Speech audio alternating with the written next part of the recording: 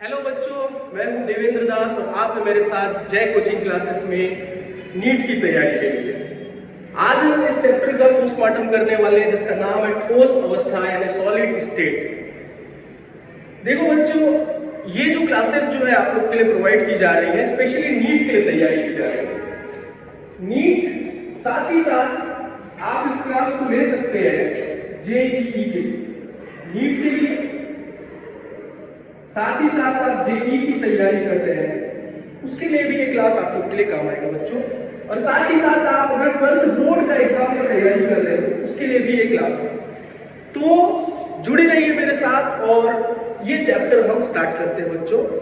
देखिए, solid state या ठोस अवस्था, जब भी हम इस चैप्टर के बारे में बात करते हैं तो हमको रिलेट करना चाहिए कि सॉलिड हमारे आसपास चारों तरफ हम आधी से ज्यादा चीजें जो देखते हैं सॉलिड ही तो है।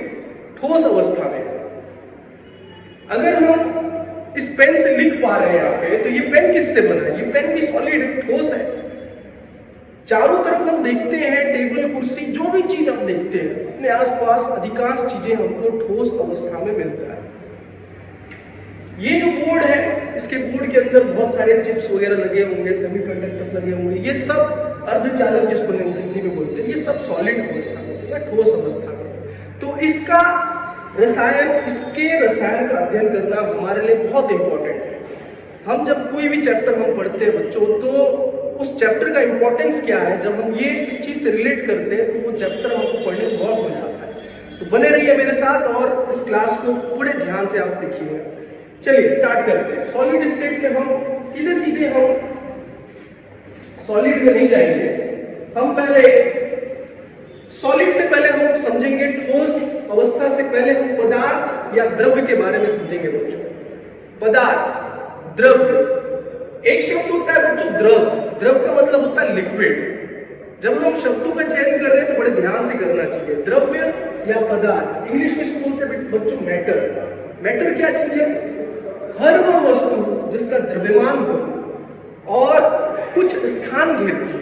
द्रव्यमान का मतलब कुछ वेट होना चाहिए और जहां भी हम रखें उस जगह को घेर लेना चाहिए, उसको हम कहते हैं पदार्थ। साथ ही साथ एक चीज और ऐड करना चाहूंगा इसमें कि द्रव्यमान के कारण वो कुछ ना कुछ दाब उत्पन्न करते हैं। दाब, द्रव्यमान के कारण क्या उत्पन्न करना चाहिए? दाब या प्रेशर। प्रेशर जब वो आएगा तो हम उसे हम क्या कह सकते हैं? पदार्थ कह सकते हैं। हम बहुत सारी पढ़ाई कर लेते हैं, हम डॉक्टर बन जाते हैं, इंजीनियर बन जाते हैं, लेकिन जब हम छोटी सी परिभाषा नहीं बता पाते हैं तो हमारे एजुकेशन पे कहीं ना कहीं प्रश्न चिन्ह जरूर लग जाता है। इसीलिए हमको छोटी छोटी चीजें भी याद रखनी चाहिए। पूरा बेसिक से स्टार्ट करना है बच्चों, क्योंकि जब भी मैं पढ़ाता हूँ तो मैं ऐसा मान के चलता हूँ कि सामने वाला जो स्टूडेंट मेरे पास आया है उसको कुछ भी नहीं पता है, इसीलिए इस तरीके से पढ़ते हैं। चलिए, तो पदार्थ के बारे में आपको समझ में आ गया। अब हम देखते हैं कि पदार्थ की मुख्य अवस्थाएं कौन कौन सी होती है।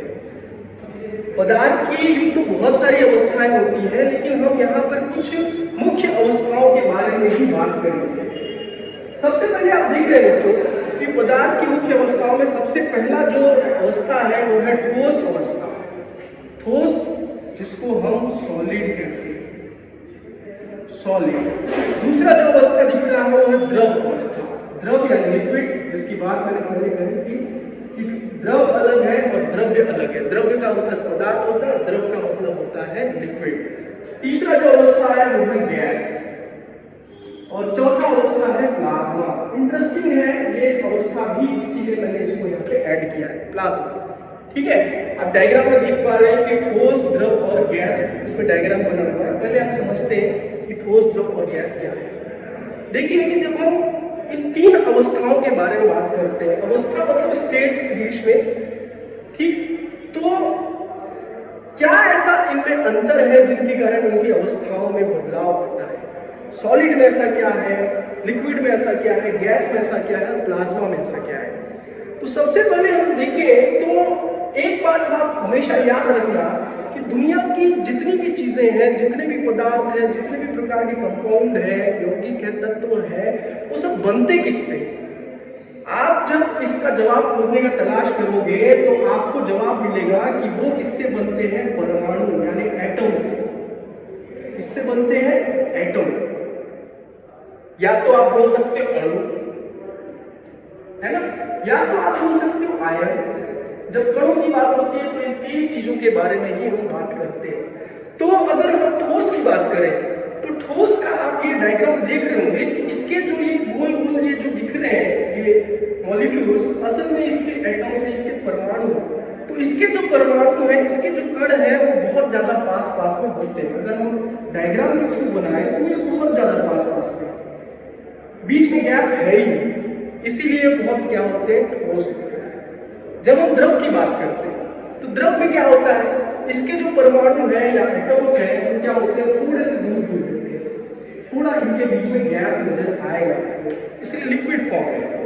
और जब हम गैस की बात करते हैं तो गैस में ये दूरी और बढ़ जाती है, इनके बीच की दूरी और बढ़ जाती है। एक चीज मैं और बताना चाहूंगा कि ये ठोस पास पास आते क्यों हैं। एक बल है, एक फोर्स है जिसका नाम है अंतरा आणविक बल। अंतरा आणविक बल, इंग्लिश में बोले तो इंटरमॉलिक्यूलर स्पीड।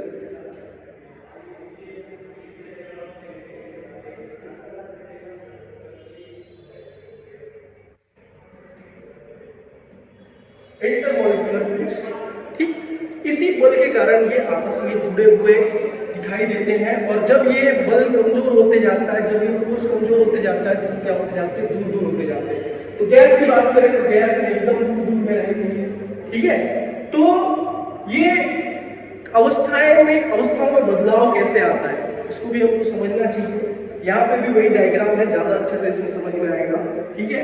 ये सॉलिड स्टेट इसमें बहुत पास पास में है, और इसमें लिक्विड स्टेट और इसमें थोड़े से दूर दूर हो गए हैं ये कण, और ये गैस स्टेट इसमें और दूर दूर हो गए हैं। और चौथा जो स्टेट है वो बहुत ज्यादा इंटरेस्टिंग है। जो चौथे स्टेट में क्या होगा, देखिए, पहले ठोस था, फिर द्रव अवस्था में आया, फिर वो गैस अवस्था में आया, दूर दूर। अब इसके आगे क्या हो सकता है, तो आप लोग पूछेंगे कि प्लाज्मा नाम किया, फिर इसी को समझते हैं। चलिए, तो इसके बाद जब ये और दूर होना चाहिए तो दूर नहीं, इनको जब हम इस तरीके से अवस्थाओं में बदलाव करते हैं, अवस्थाओं में बदलाव करने के लिए ठोस को आपने क्या किया होगा, गर्म किया होगा। तो गर्म करेंगे तो वो किस अवस्था में आएगा, द्रव अवस्था में आएगा। द्रव अवस्था से आप उसको मान के चलो गर्म करेंगे तो वो किस अवस्था में आएगा, गैस अवस्था में आएगा। फिर गैस के बाद भी आप मान नहीं रहे, आप उसको और गर्म किए जा रहे हैं। तो और गर्म करने के बाद क्या होगा, आपने ये शुरुआत किया कि ठोस है, मान के चलो कोई बर्फ है, उसको आपने गर्म किया तो वो द्रव में बदल गया। इसे हम क्या कहते हैं, गलनांक कहते हैं। गलनांक मतलब वो तापमान जिसमें कोई ठोस द्रव अवस्था में आता है, मेल्टिंग पॉइंट, ठीक है। फिर आते हैं द्रव, द्रव को गर्म किया आपने तो वो आया गैस अवस्था में, इसको हम बोलते हैं क्वथनांक, बॉइलिंग पॉइंट, ठीक है। अब गैस के बाद आप रुके नहीं, आपने और गर्म किया तो आपको जो चौथा माध्यम है, जो प्लाज्मा माध्यम है, वो दिखाई देगा। अब प्लाज्मा में क्या होता है, देखिए, प्लाज्मा में क्या होता है कि आपने गर्म करते करते इसको इतना गर्म किया कि ये कण एक दूसरे से दूर होते चले गए।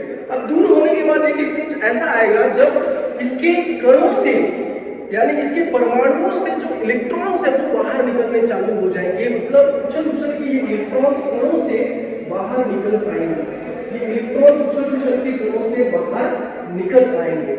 तो जब भी ऐसा होगा तो ये बात आप लोग नोट कर लीजिए बच्चों कि जहां मुक्त इलेक्ट्रॉन दिखेंगे, इसको बोलते हैं मुक्त इलेक्ट्रॉन, तो जहां मुक्त इलेक्ट्रॉन दिखेगा वहां पर आपको देखने को मिलेगा विद्युत। दूसरी चीज आपको देखने को मिलेगी रंग या कलर, है ना। ये दो चीज आपको देखने को मिलेगा। आपने सुना होगा प्लाज्मा टीवी के बारे में, टीवी में क्या है, कलरफुल दिखता है। प्लाज्मा से संबंधित आपने लाइटों के बारे में सुना होगा, वो सब कलरफुल लाइटें होती हैं, तो वो विद्युत भी है उसमें और उसमें क्या है, रंग भी है, ठीक है। और कहाँ होता है प्लाज्मा, प्लाज्मा के बारे में थोड़ा डिस्कस करते हैं। प्लाज्मा और कहाँ होता है, प्लाज्मा देखो बेटा, सूर्य के ऊपर जो माध्यम है, सूर्य। सूर्य देखो इतना गर्म है, आप उसमें कौन सा माध्यम में कल्पना कर सकते हो? ठोस तो वहाँ कुछ हो नहीं सकता, क्योंकि सारी चीजें क्या हो जाएंगी, गल जाएंगी, मेल्ट हो जाएंगी। द्रव भी नहीं हो सकता, इतना गर्म है तो वो क्या हो जाएगा, सारे द्रव जो है वो क्या हो जाएंगे, गैस में बदल जाएंगे। गैस और गर्म होगा तो किसमें बदल जाएगा, प्लाज्मा। तो सूरज के ऊपर का माध्यम जो है, सूर्य के ऊपर का माध्यम प्लाज्मा। ठीक है। सूर्य के अलावा पृथ्वी पर कौन सा माध्यम, पृथ्वी पर ये प्लाज्मा माध्यम कहाँ देखने को मिलता है? सोचिए, पृथ्वी पर ऐसा कंडीशन जहां पे प्लाज्मा हो सकता है। देखो, प्लाज्मा माध्यम होने के लिए उच्च ताप होना चाहिए, या तो उच्च वोल्टता बोल दीजिए, उच्च वोल्टेज, हाई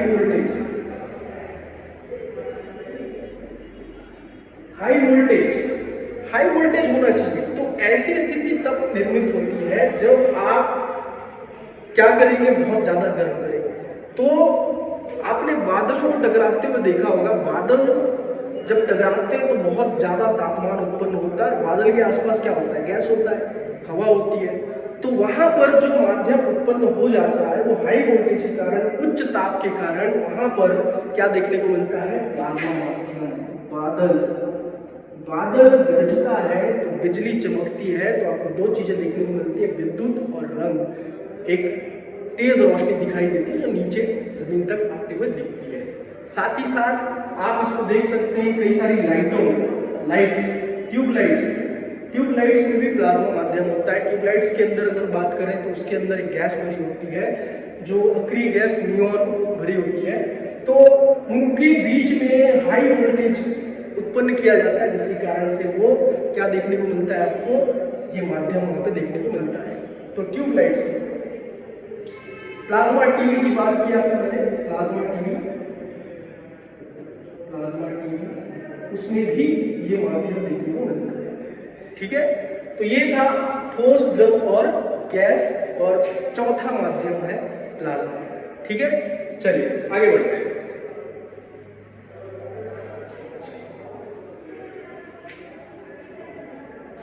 अब बात करते हैं कि ठोस के गुण क्या क्या है, प्रॉपर्टीज ऑफ सॉलिड।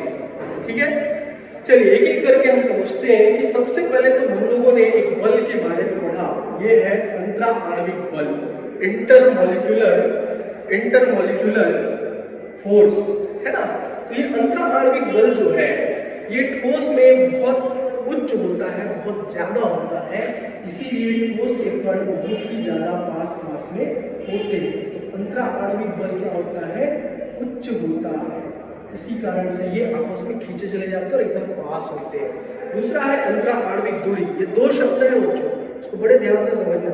अंतराण्विक बल और अंतराण्विक दूरी, इंटरमॉलिक्यूलर फोर्स और इंटरमॉलिक्यूलर डिस्टेंस, दोनों अलग अलग चीजें हैं, इसे बड़े ध्यान से समझना कि अंतराण्विक दूरी का मतलब है दो कणों के बीच का डिस्टेंस, और फोर्स का मतलब है दो कणों के बीच का बल। आकर्षण भी हो सकता है, प्रतिकर्षण भी हो सकता है ना।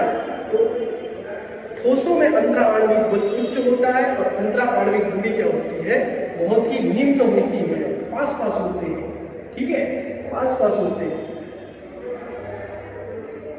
ठीक है, तो दूरी बहुत कम होती है। आयतन और आकार निश्चित होता है, ठोसों का आयतन और आकार निश्चित होता है, वॉल्यूम एंड शेप फिक्स्ड। ऐसा नहीं क्यों होता है कि कोई भी ठोस आपको, जैसे ये पेन है, तो ये पेन आप आज जैसा देख रहे हैं, आज से 3-4 महीने बाद भी देखेंगे तो ऐसे ही दिखेगा, ना तो ये बड़ा होगा ना तो ये छोटा होगा, है ना। तो शेप और साइज जो है बदलता नहीं है। ठीक है, इसके बारे में थोड़ा सा और हम डिस्कस करते हैं कि अगर हम इसकी तुलना द्रव से करें, ठोस की तुलना द्रव से करें, तो द्रव का आकार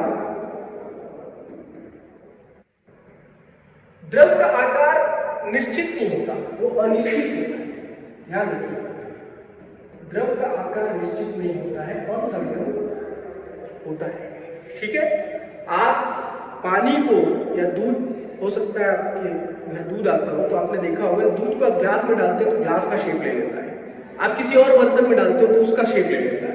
तो आकार निश्चित नहीं है। आकार का मतलब वो दिख कैसा है, दूसरा है आयतन। आयतन यानी वॉल्यूम।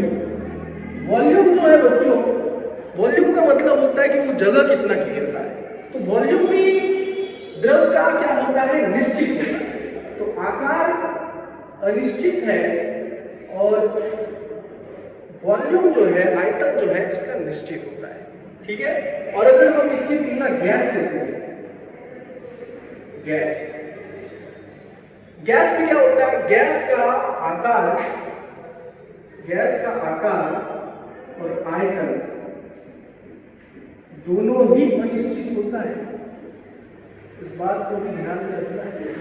गैस का आयतन और आकार दोनों ही अनिश्चित है। सपोज कि आपने किसी डब्बे में छोटा सा डब्बा है, उसमें आपने गैस भर के रखा है। जब उसको खोलोगे तो क्या होगा, पूरे कमरे में फैल जाएगा, मतलब कमरे का आकार ले लेगा। आयतन पूरे कमरे की जगह को घेर लेगा। तो वो दोनों ही चीजें अनिश्चित है, अनसर्टन है। इस बात को ध्यान में रखना है। तो जब हम पढ़ रहे हैं तो दूसरी चीजों से भी उसका कंपैरिजन जरूरी है। तो ठोस के बारे में पढ़ रहे हैं तो उसका कंपैरिजन द्रव और गैस के साथ भी जरूरी है। ठीक है। तीसरी बात, अच्छा चौथी बात है, यह असंपीड्य होते हैं। असंपीड्य मतलब क्या होते हैं कि ये अनकंप्रेस्ड होते हैं। अगर आप इसको दबाना चाहें तो ये दबेंगे नहीं। कठोर होते हैं ना, तो दबेंगे कैसे, रबर दबता है ना। ठीक है। ये कठोर होते हैं, ये दबते नहीं, इनको दबाओगे। तो असंपीड्य शब्द का प्रयोग यहाँ पे किया जा रहा है। इंग्लिश में अनकंप्रेस्ड होते हैं। ठीक है। पांचवा पॉइंट बच्चों की, ठोस अवस्था में आयतन, द्रव्यमान, आकार निश्चित होता है। जैसा कि हमने बात किया, आयतन तो निश्चित है ठोस अवस्था में, द्रव्यमान भी निश्चित है, वेट भी निश्चित है। द्रव्यमान किसको बोलते हैं, द्रव्यमान का मतलब होता है कि किसी भी पदार्थ में कणों की संख्या को द्रव्यमान कहा जाता है। जितने भी मॉलिक्यूल्स हैं उसमें नंबर ऑफ मॉलिक्यूल्स, उसको हम क्या बोलते हैं, मास। ठीक है। आकार जैसा वो दिखता है, जैसे ये पेन जैसे दिख रहा है वो हमेशा वैसे ही दिखेगा, इसका आकार कभी चेंज होने वाला नहीं है। ठीक है। छठवां पॉइंट हमारा है कि घनत्व, गलनांक तथा क्वथनांक उच्च होते हैं।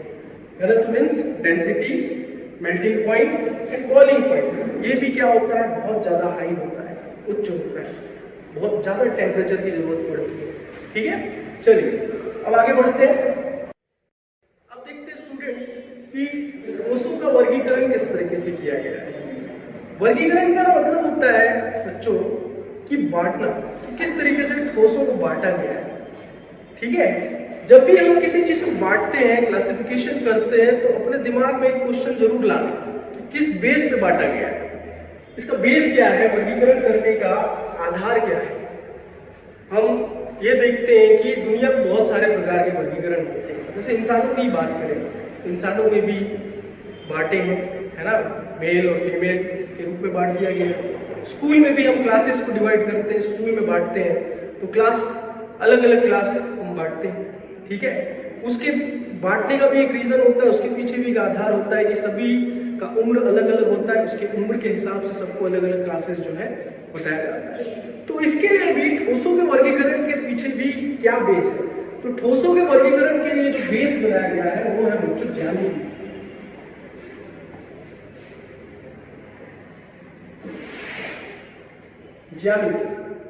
ज्योमेट्री। दुनिया में जितने भी ठोस है ना, उनकी निश्चित ज्यामिति होती है, निश्चित पैटर्न, निश्चित व्यवस्था को फॉलो करते हैं, है ना। जैसे इस चित्र को आप ध्यान से देखिए, ये डायग्राम देखिए ध्यान से। यहाँ पर आप देख रहे हैं इस डायग्राम में कि यहाँ पर ये जो गोला बना हुआ है, ये हर गोला, ये जो गोला बना हुआ है एक निश्चित व्यवस्था को फॉलो करते हैं, एक निश्चित व्यवस्था को फॉलो कर रहे हैं। यहाँ पर दो गोलों के बीच में एक गोला है, दो गोले के बीच में एक गोला है। ठीक है। यहाँ पे एक है, यहाँ पे एक है, दो गोलों के बीच में गोला है। ठीक है। इसके बाजू वाला देखो, बाजू वाले में क्या दिखाई दे रहा है, पूरा अस्त व्यस्त है। अस्त व्यस्त है मतलब ये क्या है, एमोर्फस सॉलिड है। एमोर्फस का मतलब अक्रिस्टलीन, ये क्रिस्टलीन अक्रिस्टलीन। ठीक है। तो ध्यान से समझने पर अपने को समझ में आता है कि यहाँ पर ज्यामिति निश्चित है, किसमें, क्रिस्टलीय ठोसों में, और यहाँ पर ज्यामिति अनिश्चित है, अक्रिस्टलीय ठोसों में। ठीक है, तो दो ही प्रकार के ठोस है बच्चों, क्रिस्टलीय ठोस और क्रिस्टलीय ठोस। उसके अलावा भी है, लेकिन अभी हमको मेन फोकस हमको इन दोनों पे करना है।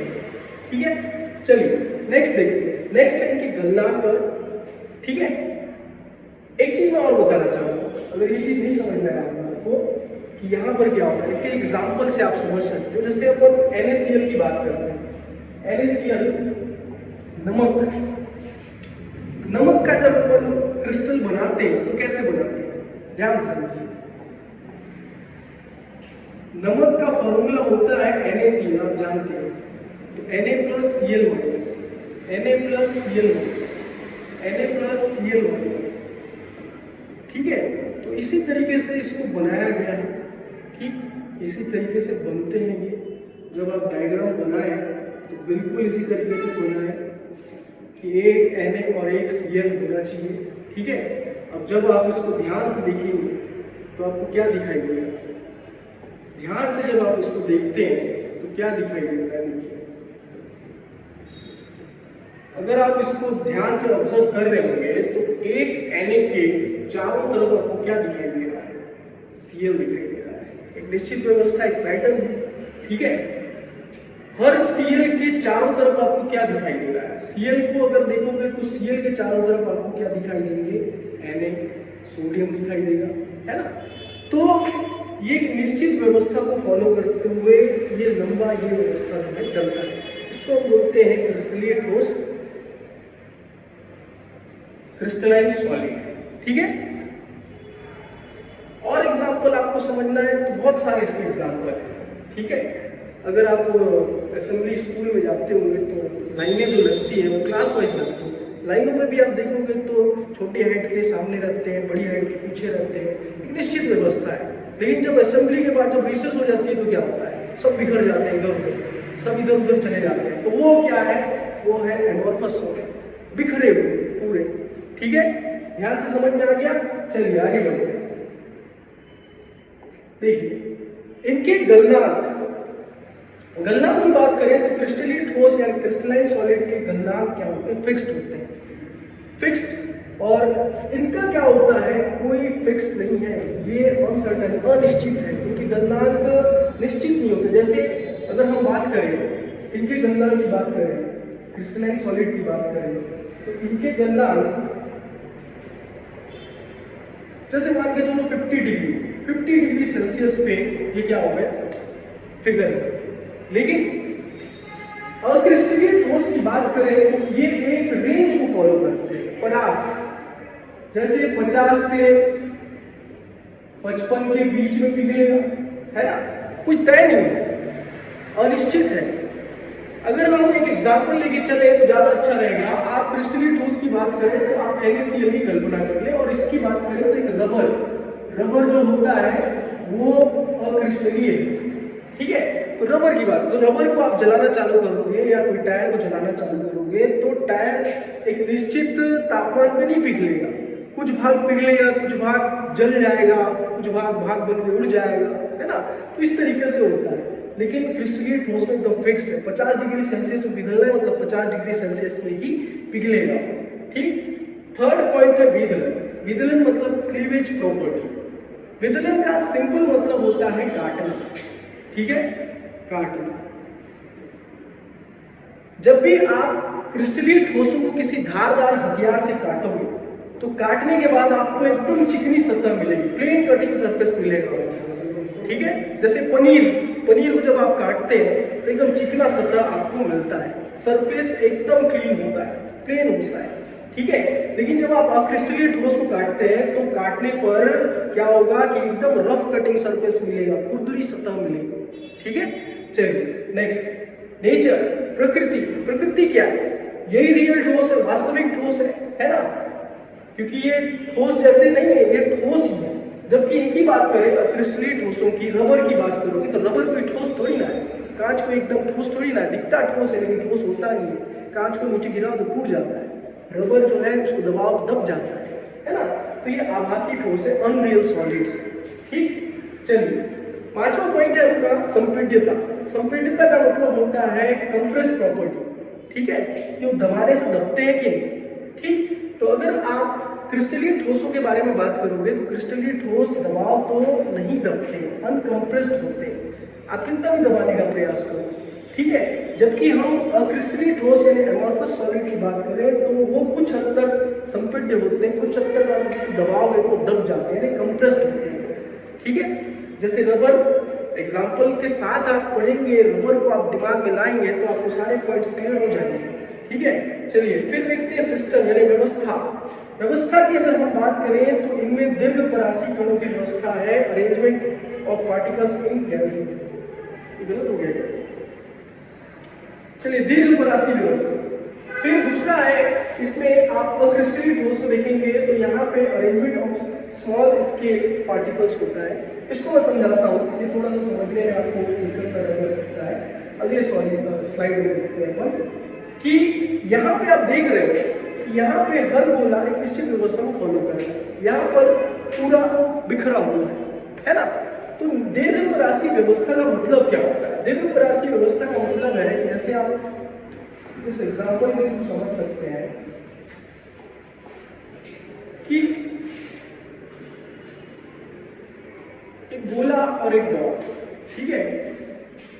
जैसे मैंने एनएससी में बनाया था अभी, सेम वैसे ही टाइप की व्यवस्था है। अब यहाँ पे आप इस व्यवस्था को आप देखेंगे तो आपको क्या समझ में आएगा कि हर डॉट के चारों तरफ गोला है और हर गोले के चारों तरफ क्या है? डॉट है ना। हर गोले के चारों तरफ क्या है? डॉट है। गोला देखोगे तो चारों तरफ डॉट नजर आएंगे और डॉट देखोगे चारों तरफ गोला नजर आएगा। अब ऐसी ही व्यवस्था ये आगे बढ़ते चले जाएगी। ये व्यवस्था क्या कहलाती है? दीर्घपरासी व्यवस्था। दीर्घपरासी व्यवस्था।